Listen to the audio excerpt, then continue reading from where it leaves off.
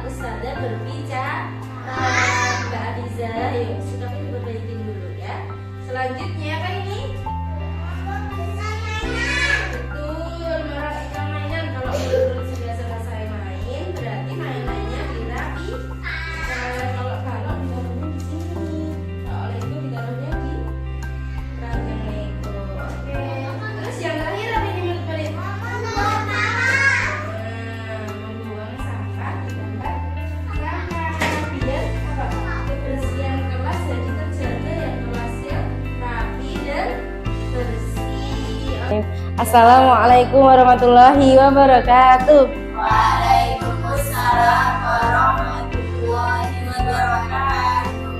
Bagaimana saudara kabarnya hari ini? Alhamdulillah. Luar biasa. Allahu Akbar. Sudah pada makan Us? Alhamdulillah. Masya Allah, alhamdulillah. Nah, Ustazah, hari ini saya mohon izin ya Us ya untuk berbagi materi yang pernah saya dapatkan selama di CGP ini Us tentang budaya positif. Nah, tapi sebelumnya kita ice breaking dulu ya Us ya biar lebih semangat lagi dan nggak ngantuk di siang hari ini. Suatu hari saya ingin pergi ke Mekah. Lalu setelah dari Mekah saya harus kemana Us Aziza? Hungaria. Ya kamu lanjutin setelah dari Hungaria. Setelah dari Hungaria, saya pergi ke Itu loh Ustazah. Kok kamu yang nyebutin kan Usina? Setelah dari Hungaria, lalu saya pergi ke India. India. Oke, lanjutin pakai cerita Us.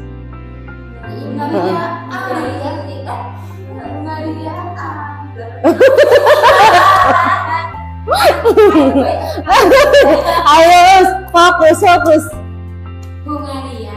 Berarti kan Hungaria kan belakangnya A. Ya. Berarti Usina cari nih negara yang depannya A. Pakai terus nanti dibuat kayak kalimat gitu. Yonda. Setelah dari Hungaria, aku jalan-jalan ke Afghanistan. Oh iya. Aku lanjut ke mana enggak? Dari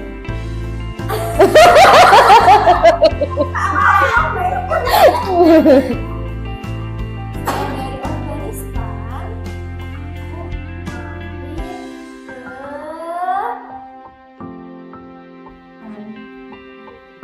Nepal. Oh Nepal. Oke, sudah nih. Dari Nepal, aku mampir beli hamburger di London. Masya Allah. Ya, Bener. Kan Nepal. kan bukan negara. London itu ibu kota. Boleh kata Ustaz di mana? Oh, wilayah atau negara? Oke,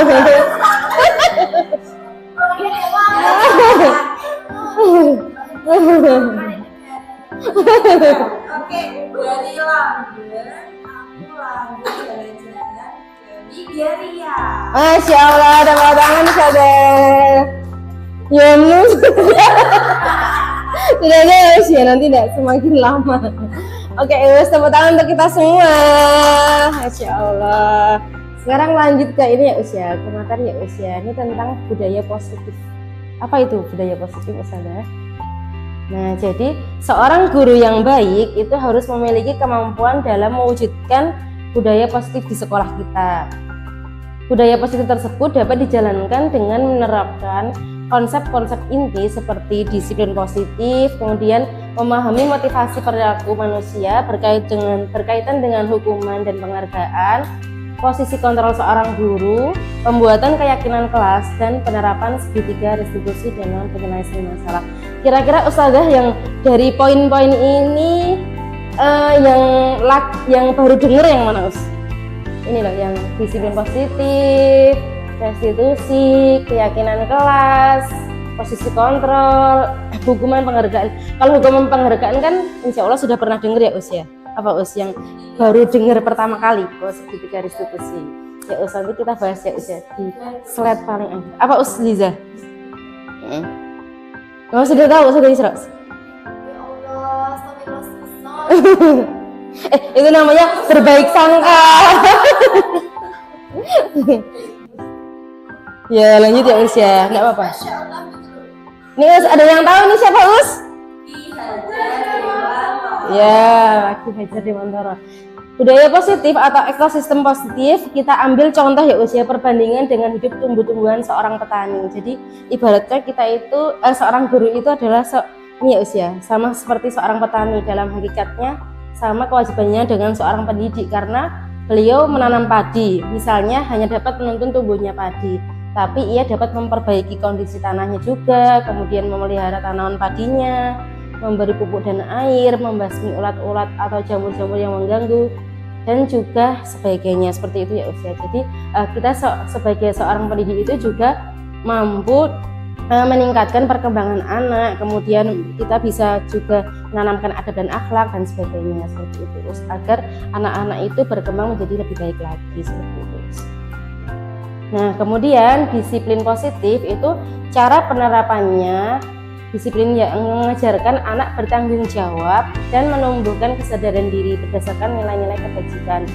Disiplin positif ini lebih ke arah disiplin diri yang dapat mengontrol diri dalam melakukan segala tindakan.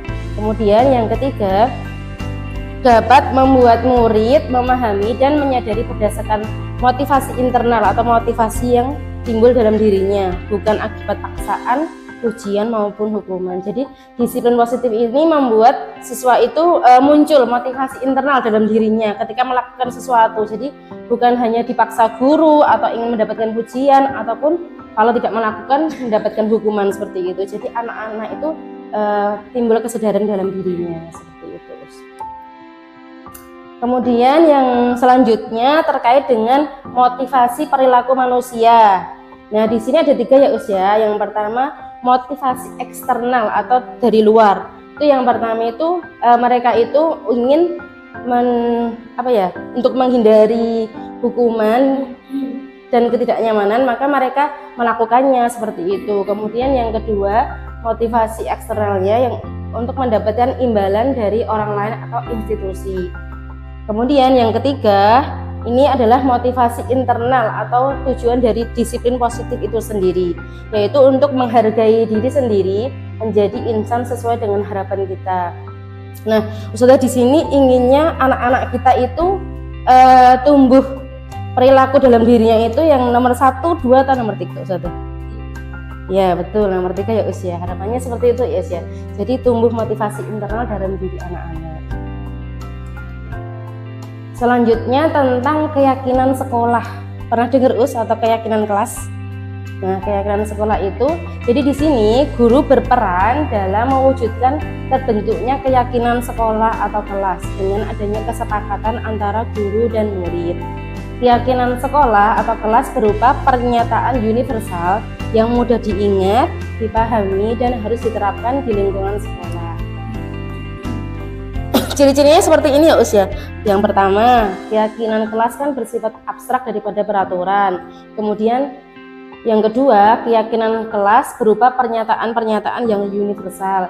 Kemudian yang ketiga, pernyataan keyakinan kelas senantiasa dibuat dalam bentuk kata-kata positif. Jadi menghindari kata-kata tidak, jangan, seperti itu. Kemudian yang keempat, keyakinan kelas itu hendaknya tidak terlalu banyak sehingga mudah diingat dan dipahami oleh anak. Kemudian yang selanjutnya, semua warga kelas sebaiknya ikut berkontribusi dalam membuat kegiatan kelas lewat curah pendapat. Jadi keyakinan kelas ini bukan hanya dibentuk oleh ustadzah aja, tapi juga bersama-sama dengan anak seperti itu. Kemudian yang selanjutnya, bersedia meninjau kembali keyakinan kelas dari waktu ke waktu. Jadi tetap ditinjau ya usia, apakah anak-anak sudah menerapkan keyakinan kelas secara baik, secara konsisten ataukah belum, seperti itu. Kemudian langkah-langkahnya seperti ini ya usia. Yang pertama, memberikan kesempatan kepada semua siswa untuk berpendapat tentang peraturan yang perlu disepakati di kelas. Kemudian yang kedua, mencatat semua masukan siswa di papan tulis. Jadi ketika nanti anak-anak, biasanya kalau di anak-anak SD, SMP itu nanti mereka ditanya, mereka itu memimpikan kelas seperti apa, misalnya saya ingin ini memimpikan kelas yang bersih nanti misalnya. Jadi nanti anak-anak itu kami berikan sticky note, terus ditulis, mereka nulis masing-masing, kemudian ditempelkan di papan tulis gitu. Selanjutnya, menyusun keyakinan kelas sesuai dengan prosedur pembentukan keyakinan kelas. Ubahlah kalimat negatif menjadi kalimat positif. Contohnya, jangan berlari di kelas menjadi berjalanlah di kelas. Jadi menghindari kata tadi ya kata-kata yang tadi seperti itu. Kemudian meninjau kembali daftar pendapat yang telah dicatat. Kemudian mengajak siswa untuk mencari nilai kebajikan atau keyakinan apa yang menjadi inti peraturan tersebut. Contohnya, berjalan di kelas, mendengarkan guru, Dan datang tepat waktu bisa disarikan menjadi satu keyakinan, yaitu saling menghormati, karena berjalan di kelas kan juga menghormati guru, menghormati teman-teman, kemudian mendengarkan guru itu juga salah satu menghargai guru, dan datang tepat waktu itu juga salah satu menghargai guru, seperti itu. Kemudian keyakinan-keyakinan ini kemudian dijadikan daftar untuk disepakati dan juga meninjau ulang keyakinan kelas secara bersama-sama. Selanjutnya, hendaknya keyakinan kelas tidak terlalu banyak agar mudah diingat. Dan setelah keyakinan kelas itu selesai dibuat, maka anggota kelas itu menyetujui dan menandatanganinya. Setelah semua setuju, keyakinan kelas itu dapat ditempel ya Us ya. Seperti kalau di kelas ini seperti yang di belakang ya Us ya, itu sudah ada kesepakatan kelas namanya. Nah, ini kalau ini contoh di kelas saya Us, di kelas Sofa. Jadi tadi itu anak-anak kami ajak untuk membuat keyakinan kelas, karena di TK kan memang belum ini ya Us ya, belum bisa menulis nih ya. Jadi kami berikan seperti gambar-gambar seperti itu. Jadi ada gambar perilaku baik, kemudian gambar perilaku buruk. Nah, nanti anak-anak itu ini Us kami ajak diskusi seperti itu. Mana nih kayak kesepakatan yang mau dipilih seperti itu. Jadi nanti anak-anak maju untuk menempel ini Us, menempel ke apa itu namanya ke ini Us ya, ke papan karya. Nanti kami tempel di sini. Nah, setelah itu, setelah anak-anak menempel, kemudian kita sepakati bersama keyakinan kelas di kelas Sofa. Jadi ada sayangi teman, kemudian berdoa dengan sungguh-sungguh, kemudian kita saling mendengarkan, kemudian menjaga kebersihan kelas dan juga merapikan mainan. Nah, harapannya ketika nanti di kelas-kelas itu tertempel kesepakatan kelas, jadi anak-anak itu lebih mudah mengingat mana nih hal-hal yang boleh dilakukan dan tidak. Jadi juga bisa nanti temannya juga bisa mengingatkan kalau misalnya teman-temannya itu ada yang berperilaku tidak baik, seperti itu tujuannya. Ini ya usia contohnya ya kesepakatan kelas. Yang pertama, mengamalkan ajaran agama untuk kebaikan bersama. Rasa aman adalah hak setiap orang. Jadi memang kata-katanya itu semua positif Us. Tertib saat belajar mengajar, menjaga kebersihan diri sendiri, kelas dan juga lingkungan sekolah. Menciptakan sesuatu yang sejuk dan teduh di lingkungan sekolah, saling mengingatkan, mendukung dan membantu antar sekolah. Kemudian menata ruang kelas dengan gambar-gambar edukasi yang menarik. Nah ini Us. Oke, saudara.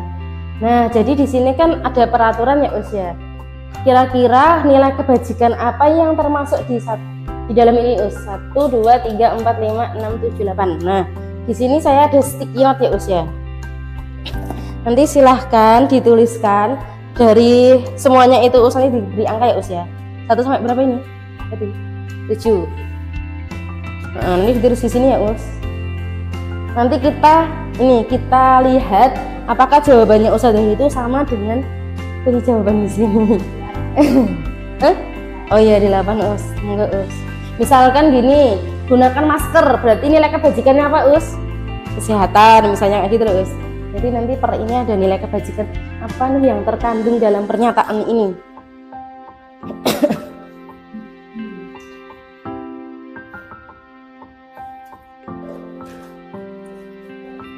Ya biar nggak ngantuk kita menulis dulu ya Us.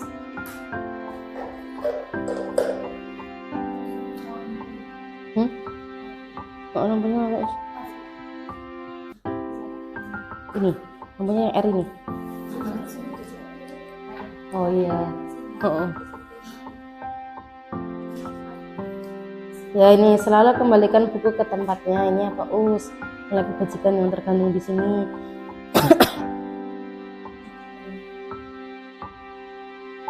Ziza semangat. Dilarang mengganggu orang lain. Tadi apa ini Us?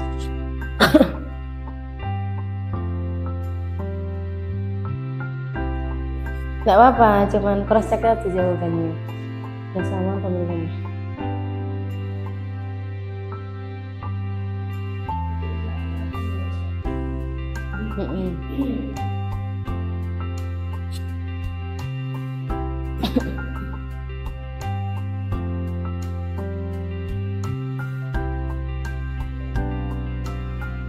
Duduk bentar ya.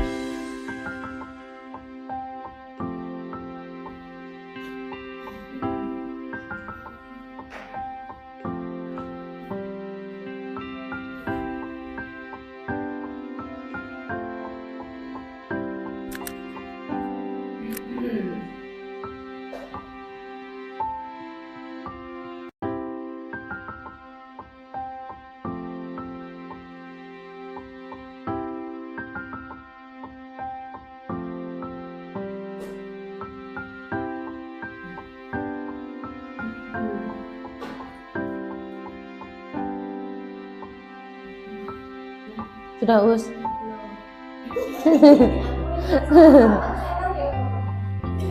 Nggak apa-apa, cuman ini aja terus. Nanti benar.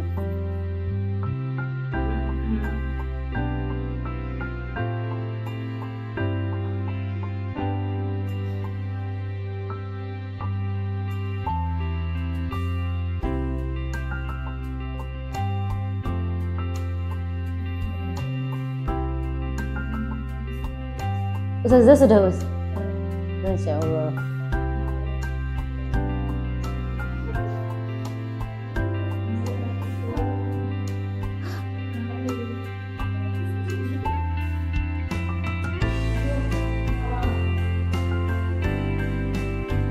Sudah Us.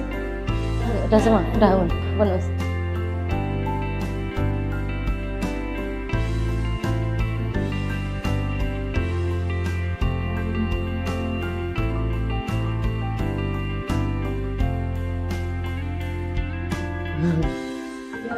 Oke, kita lihat ya usia jawabannya ya. 1, 2, 3. Tara. Selalu kembalikan buku ke tempatnya. Tanggung jawab. Adakah yang menjawab tanggung jawab, Us? Oke, lanjutannya yang kedua. Dilarang mengganggu orang lain, menghormati orang lain dan juga diri sendiri. Ya, menghargai termasuk. Kan termasuk menghormati diri. Ya, enggak apa-apa, Us. Kemudian hadir di sekolah 15 menit sebelum pembelajaran dimulai. Tadi ya Us ya contohnya ya, menghormati orang lain. Kemudian dilarang melakukan kekerasan. Ya betul, keselamatan dan juga menghormati orang lain. Terus dilarang menggunakan narkoba berarti kesehatan. Betul semua, Masya Allah. Terus bergantian atau menunggu giliran berarti kan menghormati orang lain, kesabaran boleh. Gunakan masker, kesehatan, keselamatan. Jangan berlari di kelas atau koridor, itu juga keselamatan dan juga keamanan. Ada yang betul semua, Us? Insya Allah, nama Us. Masya Allah. Oke, lanjut ya Us. Nah sekarang ini Us lagi Us. Ini memilih antara mana nih yang hukuman, mana yang sanksi atau konsekuensi. Ini loh Us, mana ini? Misalnya ini hukuman atau sanksi, ini hukuman atau konsekuensi. Pilihannya dua ya Us ya, hukuman atau sanksi. Sanksi atau konsekuensi kan jadi satu. Itu maksudnya hukuman atau sanksi? Sanksi atau konsekuensi.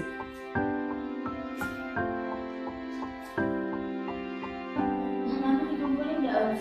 Enggak.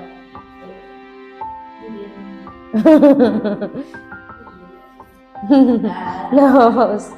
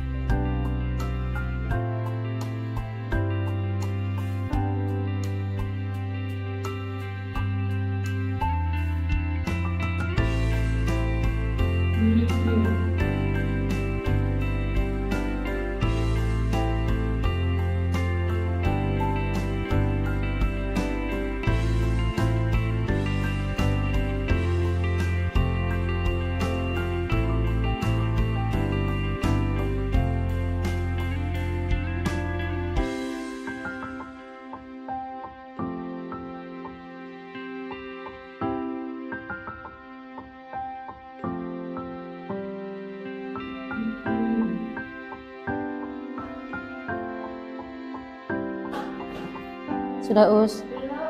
Belum. Kamu belum. Ya Us, ditungguin.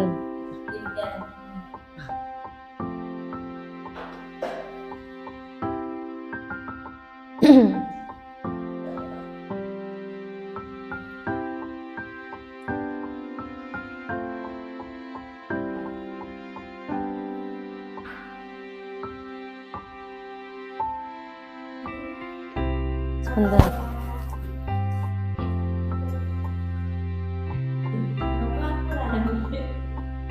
Hah?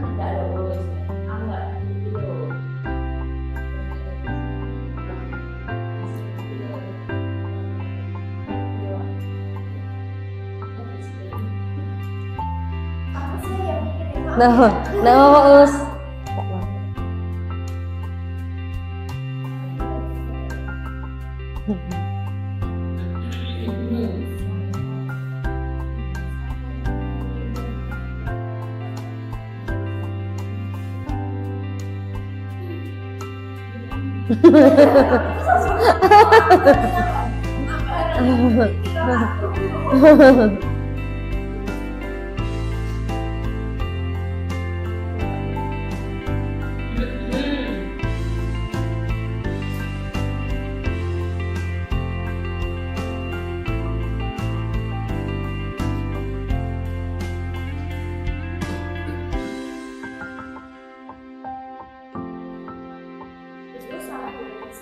Oke, kita lanjut ya Us.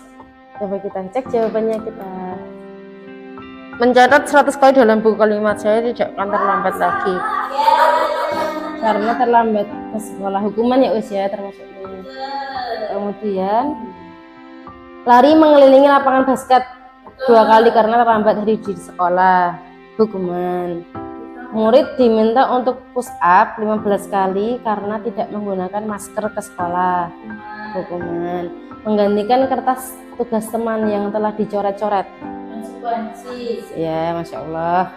Membersihkan tumpahan air di meja tulis karena tersenggol pada saat belajar. Konsekuensi. Oke. Murid disuruh untuk mengenakan sepatu seharian di sekolah karena tidak mengenakan sepatu hitam. Hukuman. Masya Allah, saja betul semua kayaknya. Lari mengelilingi lapangan basket 2 kali karena terlambat 10 menit untuk pelajaran PC. Oke, Masya Allah. Siapa yang betul semua Us? Berarti apa Us kira-kira perbedaan hukuman sama konsekuensi? Yang mau bercurah pendapat Us?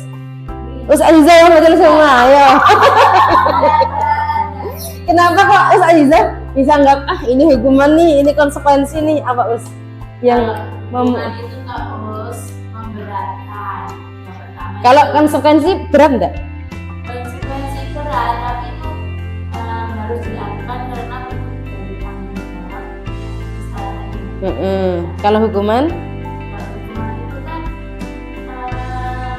lebih berat, Dan juga harus dilakukan. Ya sama berarti kalau sama kan. Hukuman itu paksaan, berat, dan murid tidak bisa.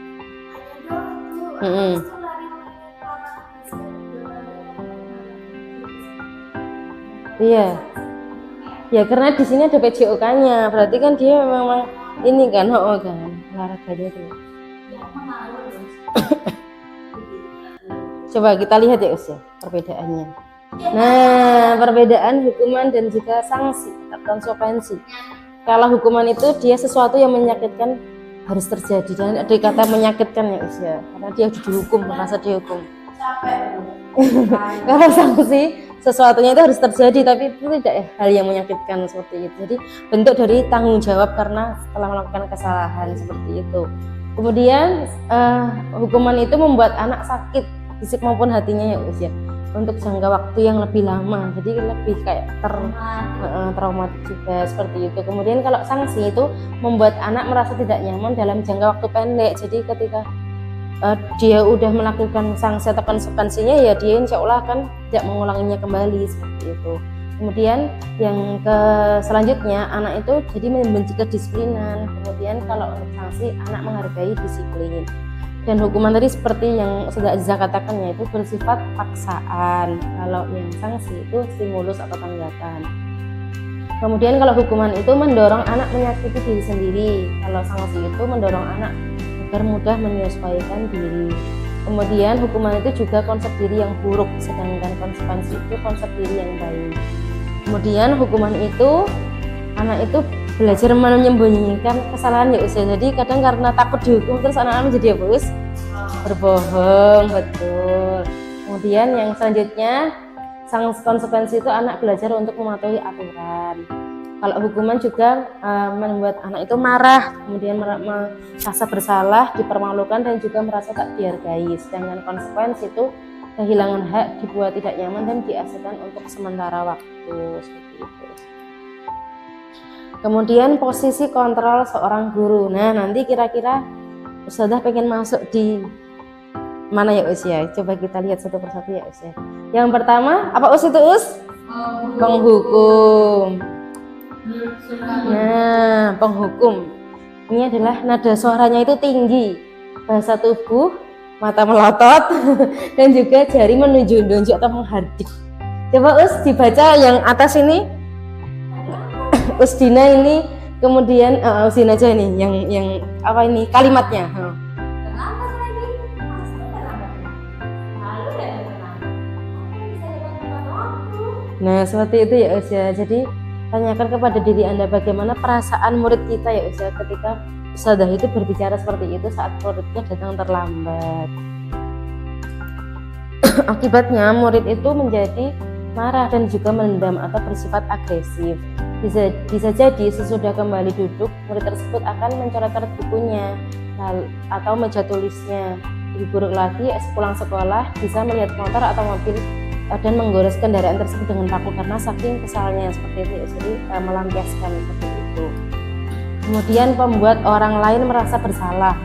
Posisi kontrol yang kedua. Nada suara memelas, halus, sedih, tapi kemudian bahasa tubuhnya merapat pada anak dan juga lesu. Coba sudah nanti yang baca Us. Bagaimana ya? Kamu sudah berjanji tidak datang lagi. Kamu kenapa ya? Senang sekali menjawab itu.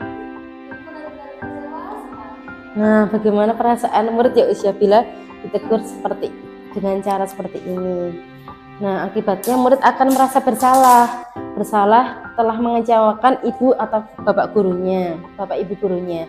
Murid akan merasa menjadi orang yang gagal dan tidak sanggup membahagiakan orang lain. Kadangkala sikap seperti ini lebih berbahaya dari sikap penghukum karena emosi akan tertanam rapat di dalam murid. Murid menahan perasaannya, tidak seperti murid dalam guru tadi ketika menghukum, di mana murid bisa menumpahkan amarahnya ya usia, walaupun dengan mencoret-coret tadi ya usia, dengan hal-hal yang negatif. Sedangkan yang tadi yang gurunya membuat rasa bersalah tadi, murid itu akan tertekan seperti tiba-tiba bisa meletus amarahnya dan juga bisa menyakiti orang lain, diri sendiri ataupun orang lain. Nah, kemudian posisi kontrol yang ketiga, guru itu juga bisa menjadi teman. Nada suaranya ramah, akrab, bercanda, kemudian bahasa tubuhnya merapat pada murid, mata dan dengan senyum jenaka. Coba Ustazah Azizah dibaca Us.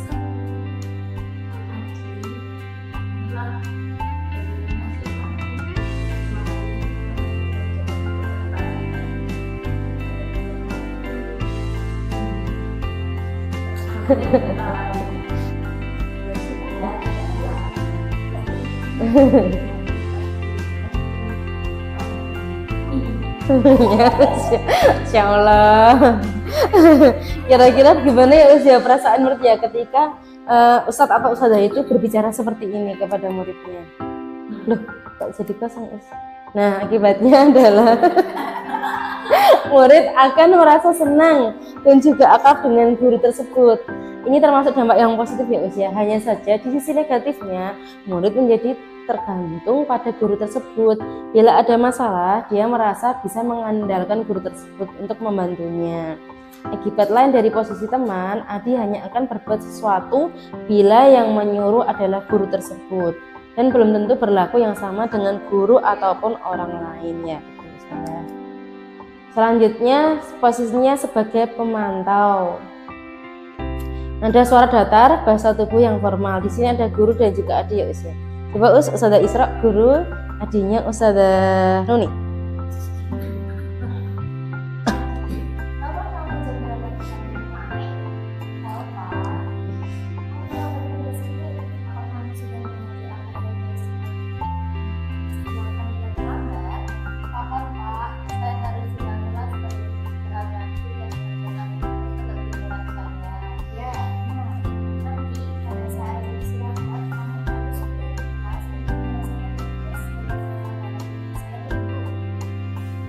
Oh ya, nah bagaimana perasaan murid ya usia ketika diperlakukan seperti ini oleh gurunya?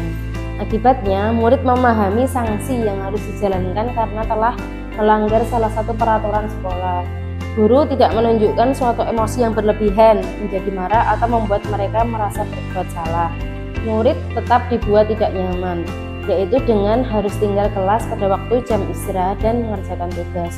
Guru tetap harus memonitor atau memantau murid pada saat mengerjakan tugas di jam istirahat, karena murid tidak bisa ditinggal oleh seorang diri. Kemudian posisinya sebagai manajer ya usia. Nah ini ada suaranya tulus, bahasa tubuh tidak kaku dan juga mendekat ke murid. Coba Ustazah Iza dan Ustazah Dina dipraktekkan Us.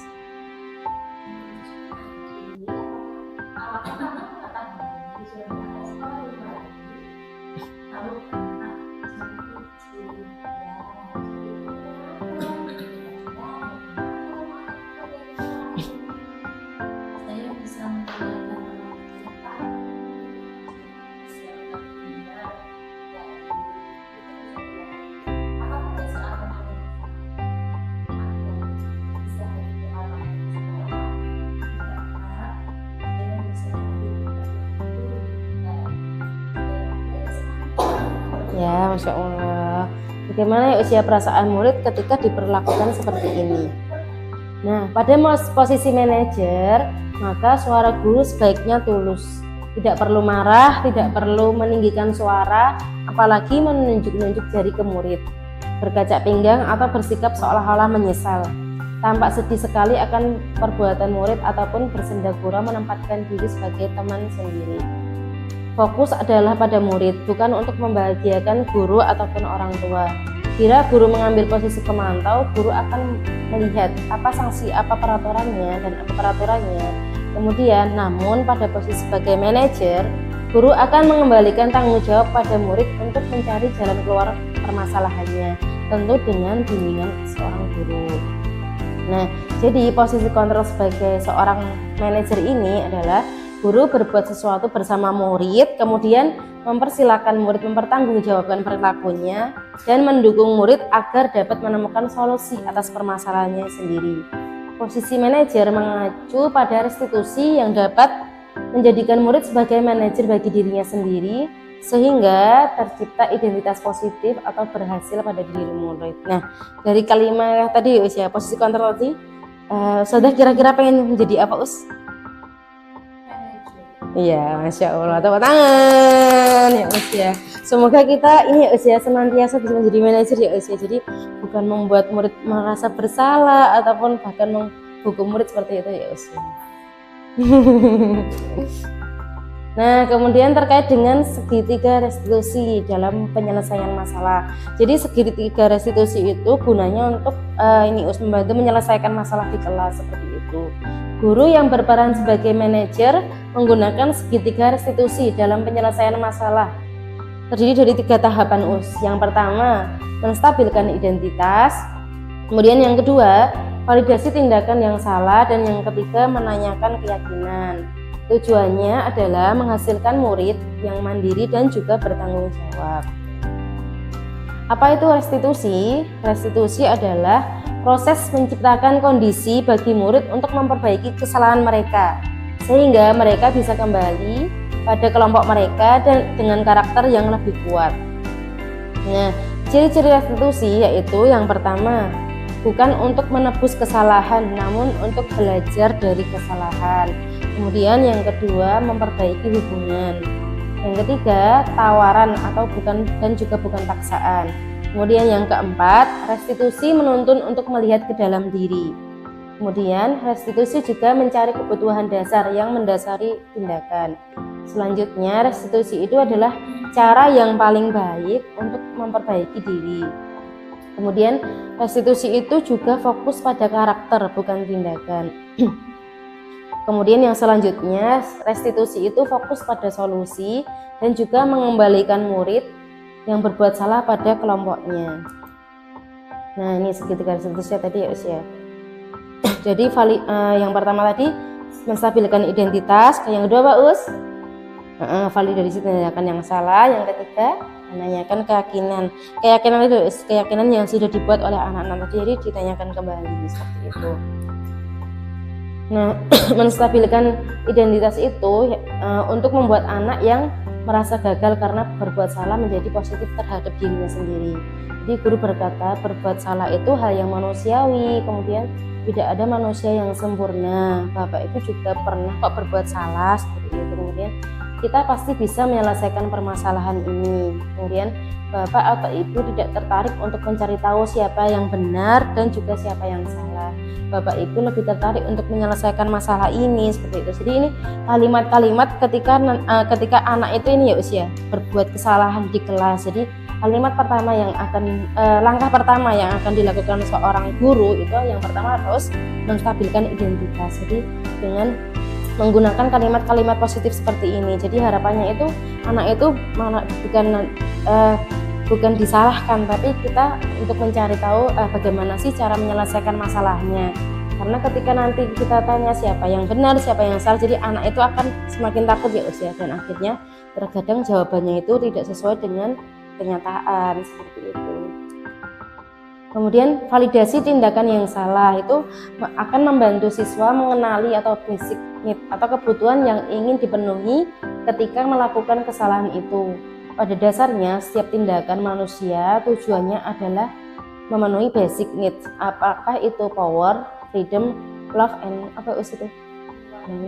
fun atau survival seperti itu. Kemudian guru berkata, nah ini contohnya ya usia, contoh di validasi tindakan yang salah. Ini contoh-contoh kalimatnya. Kamu pasti punya alasan ya kenapa kamu melakukannya. Kemudian apa yang penting bagi kamu kok kamu melakukan seperti itu, seperti itu ya usia. Kamu boleh tetap berusaha menjaga sikap itu, tapi tambahkan sikap yang lain ya. Kemudian maukah kamu belajar cara lain untuk mendapatkan yang kamu butuhkan tanpa harus memukul seperti itu. Kemudian apakah kamu bisa melakukan dengan lebih baik besok lagi. Nah seperti itu ya, itu termasuk dengan validasi tindakan yang salah. Kemudian yang ketiga, ini yang paling penting ya usia, menanyakan keyakinan. Anak melihat kesalahannya dihubungkan dengan norma sosial dan juga nilai-nilai yang mendasari manusia berinteraksi dengan orang lain. Nah, contoh-contohnya kalimatnya yaitu apa nilai yang kita percaya di kelas atau di sekolah kita. Jadi nilai-nilai yang telah disepakati itu. Kemudian nilai-nilai universal apa yang telah kita sepakati. Nah, kelas ideal yang kamu inginkan itu seperti apa sih? Seperti itu. Kemudian apa yang kamu rasakan ketika kamu lakukan itu, kamu menjadi orang yang seperti apa. Jadi anak-anak itu nanti akan mencari solusinya sendiri seperti itu ketika menghadapi suatu permasalahan. Nah, sampai ini usia terakhir ya usia, ini ada kesimpulan dari ini materi budaya positif itu, yaitu budaya positif harus dibangun untuk menumbuhkan motivasi internal, melaksanakan disiplin positif bagi murid yang nantinya akan ikut berpengaruh kepada pencapaian visi dan misi sekolah. Membangun budaya positif tentu saja tidak bisa dilakukan sendiri, melainkan butuh kolaborasi dari semua warga sekolah, mulai dari kepala sekolah, guru, dan juga tenaga pendidik dan juga murid.